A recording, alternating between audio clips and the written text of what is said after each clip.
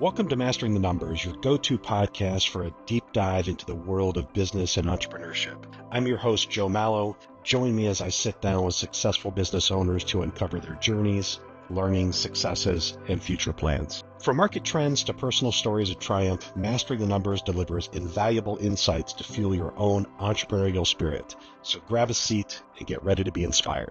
All right, hello everyone. Welcome back to Mastering the Numbers. This is Joe Mallow with Elite Edge Consulting Group. We are powered by Focal Point Business and Executive Coaching.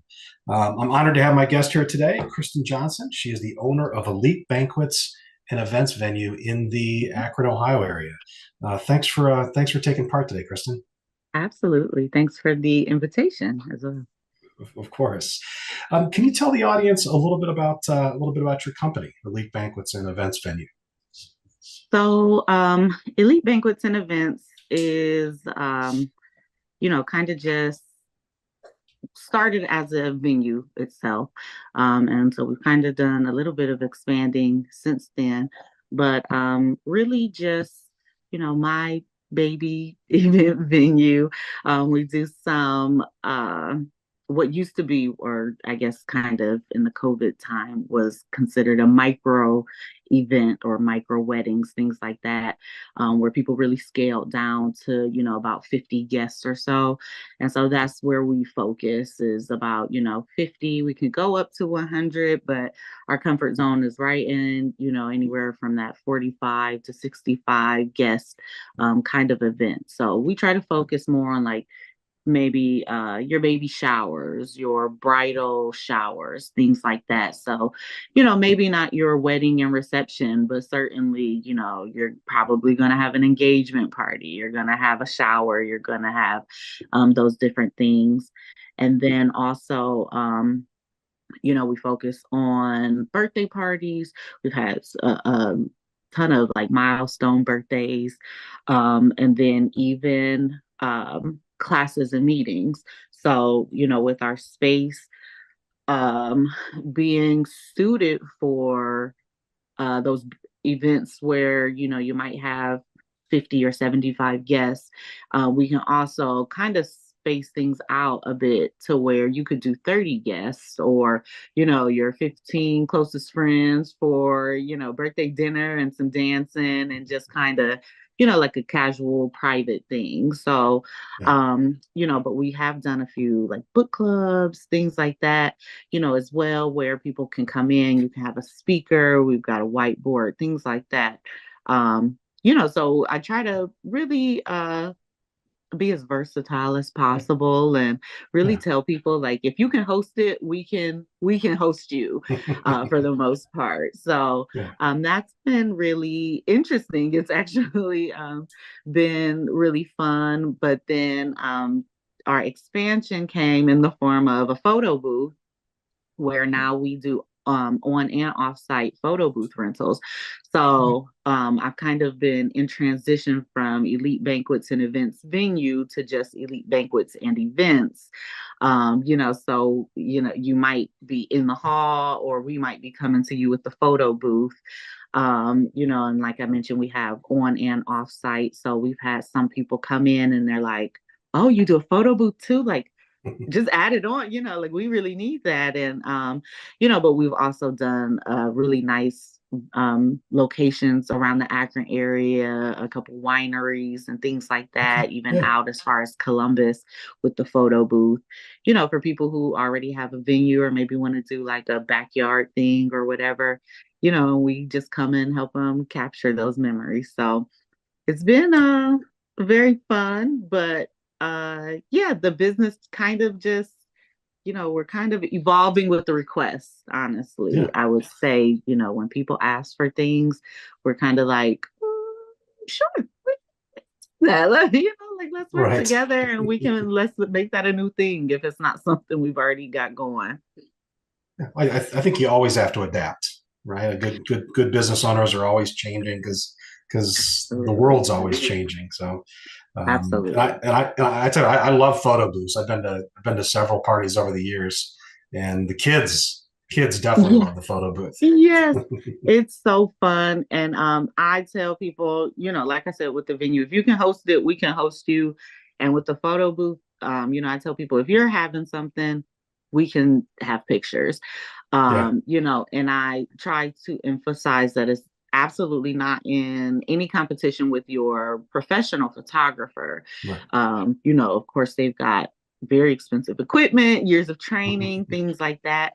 But at the same time, they're going to get those more buttoned up photos, I like to call them. So, you're Right. going to get your guests, they're posing, everybody like squeeze in and give your best smile and things like that. Yeah. And some of our photo booth photos are a little more casual, let's just Right. say. So, we kind of help capture the other side of that very same Yeah. event. And it's been very fun to, Yeah. to see.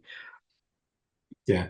Yeah. Those are those are a little more outgoing photos in the photo booth. Yes, yes, yeah. Which, And we've had people, I kind of hate that this is something that we can kind of not advertise, but just let people know. But we've had people where maybe in particular we did a Christmas party and there was a young lady who got sick, and this was really one of her last outings, and everybody was taking pictures and there are so many, and so we have those photos to give to her family and friends, yeah. because like I said, this was one of her last outings. And Yeah. then at the same time, we've had people where my friend moved away, or it was a retirement party or grandma's Yeah. 70th, things like that. Yeah. And like you said, those are the more outgoing photos. So you're seeing a lot of personality, a lot of, the family members squeezed in and Yeah. things like that. So, there is a sentimental element to it, even though we're having fun and, we're Right. posing maybe props and things like that. But there is a sentimental element to it for sure. Yeah. It's nice that you could provide those photos to her family in that instance. So Yeah. what prompted you to start your own business? Well, I got married in 2019. And so I got married right before COVID really got to us, I'll say. Right. And so I just looking for a venue, I kind of knew what I had in mind. I knew the kind of things that I wanted to do. And my husband and I, we just kind of wanted something less traditional. So we knew we wanted our ceremony and reception, I'm sorry, in the same place. So we didn't want to do like the church and then the transfer and the pictures in between. We kind of wanted to make it one big fun Yeah. thing at one place. And, I really wasn't finding a lot of that. Or what I was finding, are big reputable places that I've been to weddings at, receptions at, everybody knows, but they were kind of like a little dark, a little outdated, you know what I mean, Yeah. things like that. And it was like, this just isn't really my vision for what I want to do. So we settled on a place, and we had a great time. And in my mind, there were still concessions that I had to make. Like this Right. place is great. It marks or it checks most of the boxes. Right. So that kind of just put me in a place like, well, let me look a little further into some of these places. And people aren't only having weddings. So that's kind of where I found a lane with baby showers and things like that, Yeah. because maybe you don't need a 300 seat guest banquet hall, like Right. you just kind of need a place. And I know there were community rooms, or the metro parks are really nice for that, but sometimes you just want something else, something a little less Yeah. traditional, a little smaller. So yeah, I kind of set out looking for space. I was lucky enough to link up with a couple guys who graduated from my same high school who were in commercial real estate. And they took me around a couple places until I found actually a storefront out in Coventry, and kind of Yeah. just went from there. But I signed my lease. I mean, right as the world was turning, was changing. So it was a very interesting time, but Yeah. it was I had finally found what I was looking for. Okay. Well, what have been some of the biggest challenges or struggles you've had to deal with as a business owner? Well, I would say definitely, like I mentioned, starting my business right in the early stages of COVID. Yeah. I had to really, number one, really advertise and make people feel safe. So, we started with really doing like 35 to 40 guest events. We had the capacity for about 50 to 65, but we still have people like, I've got people coming into town, or I had this plan to celebrate, things like that. And so we really had to market like, we do all our setup and clean all of our equipment. You guys don't have to do any breakup or I'm sorry, breakdown or anything at the end of your event. Yeah. Just leave it, take everything you brought and leave everything, because we're coming in, we're spraying and sanitizing everything down. Really emphasizing buffer time between events. So, we initially didn't do multiple events in a day.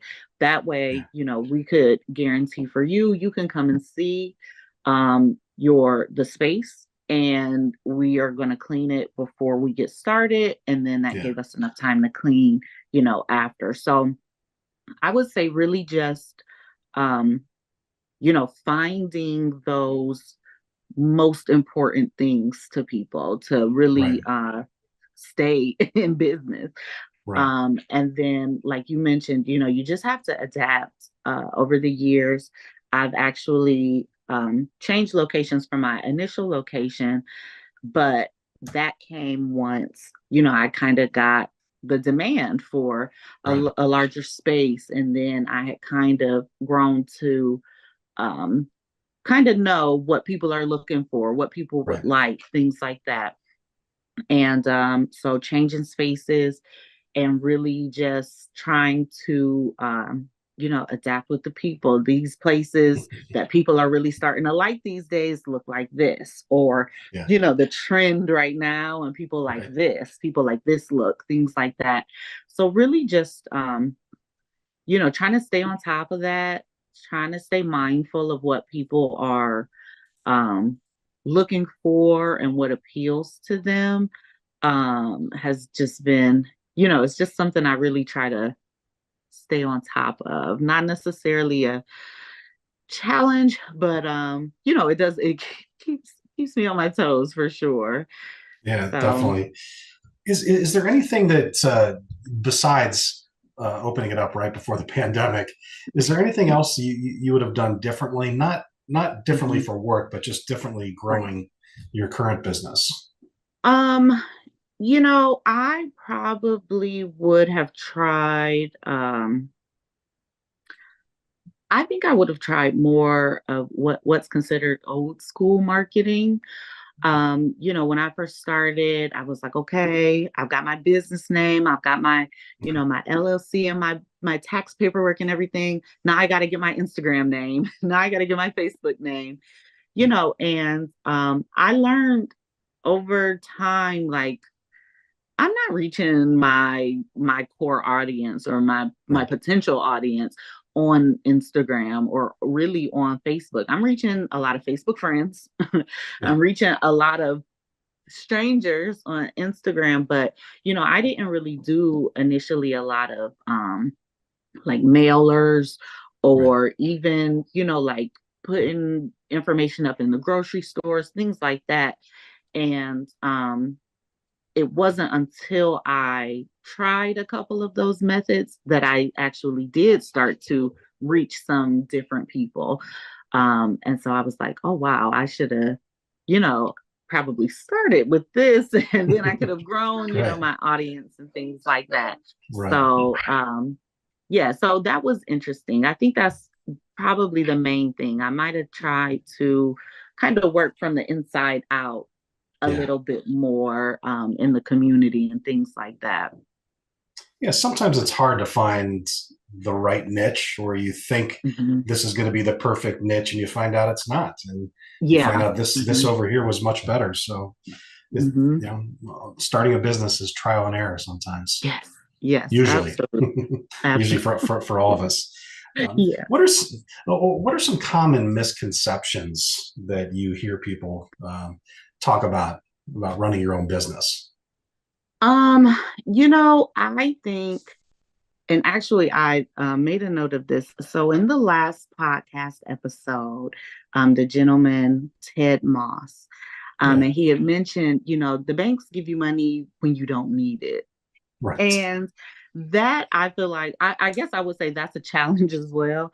Yeah, Being a startup and trying to get, business funding and things, and especially when you have a low employee count, sometimes three, like yeah, sometimes they're not really as willing. And so I would say that's probably a common misconception. People think, you start a business and, you go through your IRS paperwork and all these different things. And then it's like you can just walk in a bank and slide it across. And they're like, yeah. here's money to do things. And, Right. honestly, it's not that easy. I have a lot of wonderful people who kind of keep their eyes on grants and different things like that. But even those things have stipulations, especially with during COVID, you had to be open a certain amount of time, you had to be affected a certain way, different things. And so it's not always as easy as people think, Right. to just get the money that you need and make a wonderful place, or open and have inventory or equipment. So it sometimes it takes a while, so you might have to work with what you got until Yeah, you can upgrade and kind of go that's from right. there. And that's That's that's right. how I've done a lot of my business. We start where we are and then make upgrades as we go. Right. Yeah, the banks certainly want to give you money when you don't need it. Yeah. Yeah. And I'm like, I'm getting there, guys, but maybe just Yeah. a little push, just a A little little bit of push help. would really Yeah, just a help. little bit of help. So I'm certain that you're busy with everything, and now going from the venue to the photo booths and everything of that nature. Um, how do you try to maintain work life balance or work life integration, or is that something that you even believe in?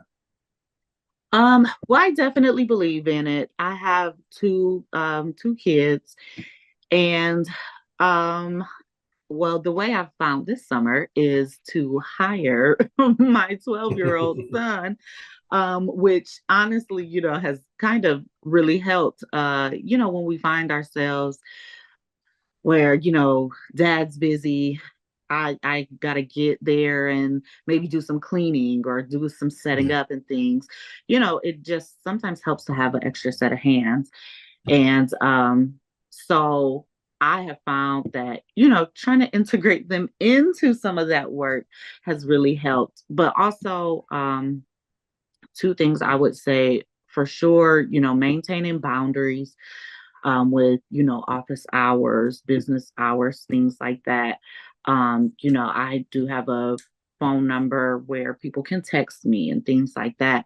And, and that's great. And it works well for me. But also, if you text at 10:30, we'll talk in the morning. I'm, right, kind right. of I'm watching TV, or, I'm, finally getting to sit down and eat my own dinner, something like that. Like, um, and that was a difficulty for me because I want to please my clients. I want to Yeah, make sure I lock them in, or I want to make sure I keep them happy, things like that. And it's like, but I'm not going to be able to do that if I'm just burning the candle at both ends. right. So I've really tried to maintain those boundaries, and also integrating technology. So, I just purchased this last Prime Day, just purchased keyless entry for my front Okay. door, where Yeah. before, the workflow kind of went. a certain way, and I was meeting people at the door and letting them in, and we, do Right. some chatting and things like that. Well, now, I can give you a 6-digit code. You get there, you punch it in, and I don't have to worry about like, okay, their event starts at this time, so I got to be there at Right. this time. And, Yeah. maybe I have to pack up the kids and take them with me, things like that. Right. So just finding ways that technology can help me. Yeah. And then that also gives the client, I think that makes them feel important, and also like, we're with the times, we're modern, it's not the way maybe they have been expecting. So Right. yeah, definitely letting technology work for me has been helpful. And then that, kind of plays into the boundaries, being able to be at home, spend time with my family, and Right. then I don't have to worry about, my venue or the photo booth, things like that, Right. because I know that they're also taken care of. Right. Yeah. I mean, for work-life balance, integration, finding efficiencies is critical, for all of us. Absolutely. So Absolutely. otherwise, most of us would just work and work and work. Oh my gosh, nonstop. And, there's no end in sight when, when Right. it's that way. Right. So, Right. yeah. So how do you stay motivated and focused to continue to grow your business? Um, I think one thing that's definitely been motivating me more recently is getting feedback from clients that I don't know. So, I have very supportive family and friends, and they tell like, oh, great job. And that was good thinking. And it looks so nice. But, when people leave you Google reviews, or, Right. getting those people who say like, I really had a great time. Thank you so much for everything you did. And, we really appreciate how you made, you know, my brother's 45th birthday a great time, things Yeah. like that. Really let me know I'm going in the right direction. Let me know when, those trends or whatever, those things I mentioned earlier, where Yeah. I'm kind of trying to project what people are looking for and things like that. And getting that feedback really lets me know like, okay, that was Yeah. a good idea, we're keeping that one. Or, Yeah. Yeah. they kind of were on the fence, so maybe we'll tweak that a little bit. So definitely, sending those emails post event, or post consultation, and just kind of asking, what did you think? And really, bracing yourself just in case, in case it's not what you wanted, Yeah. or in case it's not all good. But just really taking that feedback and letting me know like, okay, this is going well. We're still moving forward. Yeah. Yeah. I mean, nobody wants to hear anything bad in a feedback card, but sometimes negative feedback can be just as important as positive feedback. So, Absolutely. even though we Absolutely. don't want to hear Right. it. Yeah. Yeah. Absolutely. So how do you stay ahead of your competition in this area? I know you said there's a lot of other places that are hold a lot more people, but they're Right. probably been around for a long time. Yeah. How do you stay ahead of the competition? I one thing I've definitely tried to do really over the years is just learn from everybody. So not Yeah. even in a competitive sort of way or anything like that, but just kind of learn like what they're doing that works. Yeah. And so if that's something that I can integrate, or if the big venues are doing this, but that's something, Right. I could fit to mine, that gives a feel to the client. So, Yeah. really just staying open minded and learning from, other businesses. What works for Yeah. them? What are people asking them for? How can I be flexible? And instead of saying, no, we don't do that, or no, we can't do that, is it possible? Or maybe, when the opportunity arises, how can we make that work? So Right. really trying to and also networking with them as well. So I've actually, one of the first things a lot of people do when they make start a business, and they're like, I got to get in these Facebook groups and, start networking and learning from other people, and people are Right. posting their questions and experiences. And, I had really seen some people saying like, I think somebody's trying to get my information, but they're kind of doing it, a little underhanded Yeah. way. I've emailed people. I have gone to other people's like open houses and events, and I'm completely transparent. Like, I own a venue, I run a photo booth, and I want to get to know the other people who are doing the same Yeah. thing. Not to steal ideas or anything like that, but it I'm more interested in collaboration. Right. And if there's an opportunity where, I can, be nice with someone and they like me and I like them, and then, that could be a referral, Right. because they're booked. Or, maybe we can't accommodate you. Maybe it's too big or maybe it's too small, but this space will be the perfect size for what you're looking for. And so, Yeah. for me, that's kind of what it is, just learning from the other businesses, but Yeah. also in a collaborative, way. Yeah. I think that's good advice. Where do you see your company in the next 12 to 36 months? Um, well, I'm hoping to keep working with that, technology and Yeah. get a little more automated. Right now, I'm touching every single thing from the time that, you're even thinking about our venue to when you're leaving out at the end of your event. And Yeah. so, like I mentioned with the keyless entry, I don't have to be there. I just have to make sure Right. it's ready to go when you're ready. Um, I've integrated some booking softwares on my website to where you can see if your date is available. You don't have to. I run into some people who are like, well, I just want to, no pressure, know what it's going to cost. Right. Things like that.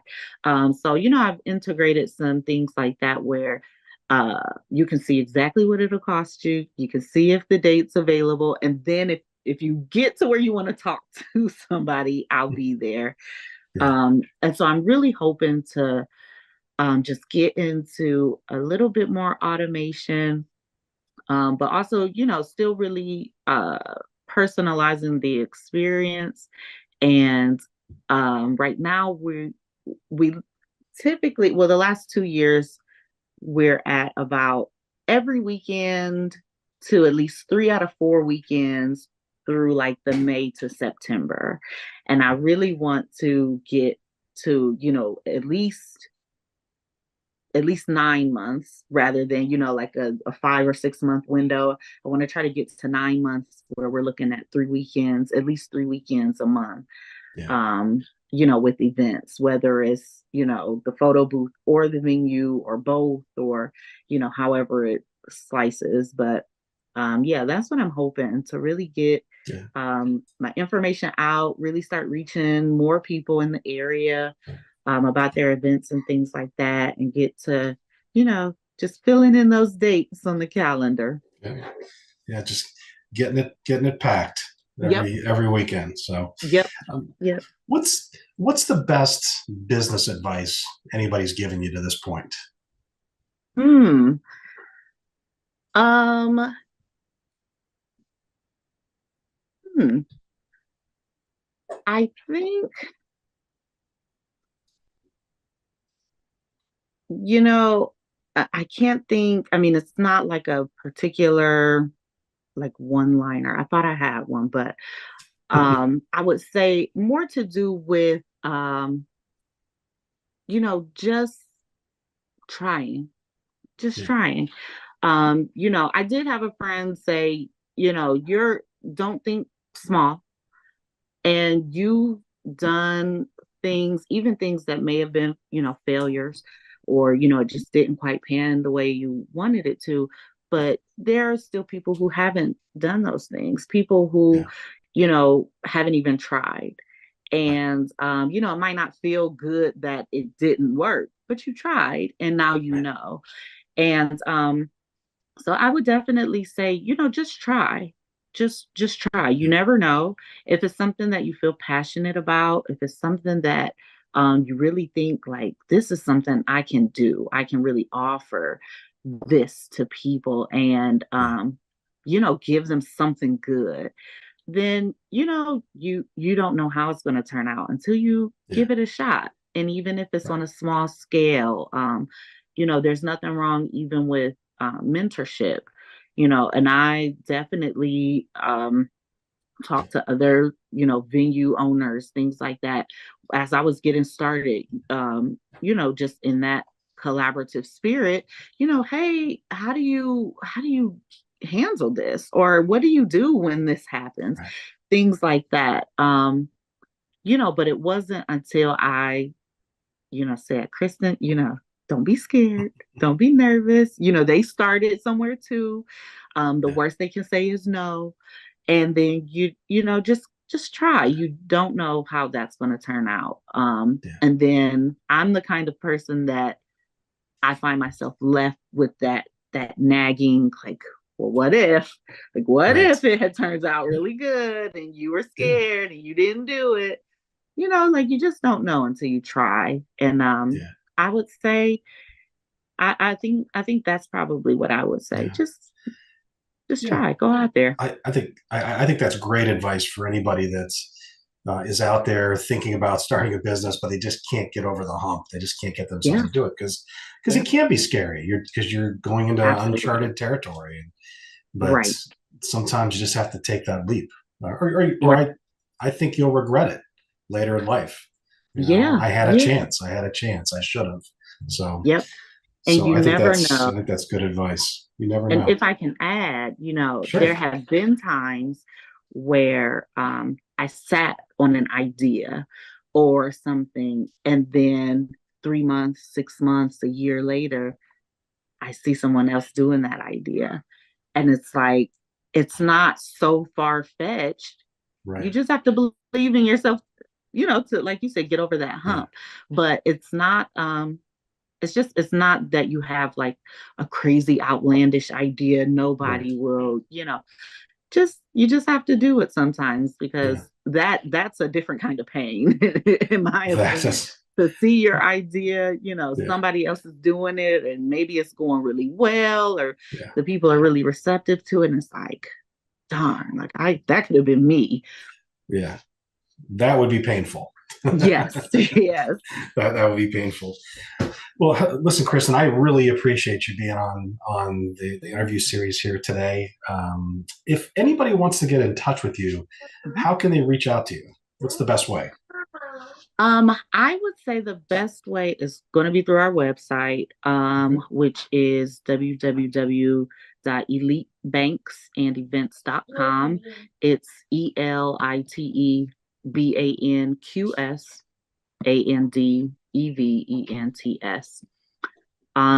And there we've got our phone number listed, the email listed. Like I mentioned, a couple tools that we've integrated, like booking services where you can check your dates. You can Yeah. see all of our pricing, things like that. Our gallery is there. Yeah. And then we've also linked our photo booth information as well. So you can see, um, a quick overview of the photo booth Right. and some pictures. You can see our portfolio and some previous event galleries, things like that. So I would say that's probably our best way. You kind of, if you start there, you can pretty much, get in contact with us. However, you can find us, on our socials. You can check us out and Yeah. everything. And like I said, I tried to make it that way so it's no pressure. We're not gonna hound you like book your event, pay this money, pay, Yeah. Yeah. we're not gonna hound you. But you can do it that way and kind of make the decision based on how you feel, based off that Yeah. information and move forward from there. That's great. Well, listen, everybody reach out. If you haven't done a photo booth before, it's a lot of fun. So definitely reach out to Kristen. Kristen, once again, thank you very much for taking part today. And to everybody out there listening, we'll see you on the next episode of Mastering the Numbers. Take care. Thanks, Kristen. No problem. You've just experienced another insightful episode of Mastering the Numbers. We hope you enjoyed the journey and gained valuable insights to fuel your financial success. Don't forget to subscribe to Mastering the Numbers on your favorite podcast platform to never miss an episode. And be sure to leave us a review to let us know how we're doing. Until next time, keep pushing forward and let your entrepreneurial spirit soar. Thank you for listening.